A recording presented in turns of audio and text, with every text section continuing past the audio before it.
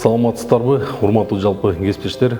Кыргыз Республикасынын ички иштер министри милиция генерал-лейтенанты Бекем улан Омонканович тараптан 4 багыт боюнча коюлган тапшырманын 4-багытынын негизинде 4-багыт бул дайыма элдин талкуусун жараткан, ошондой эле коомубуздун аярылуу катмарын түзгөн үй бүлөлүк зомбулуктарга бөгөт коюу болуп эсептелинет.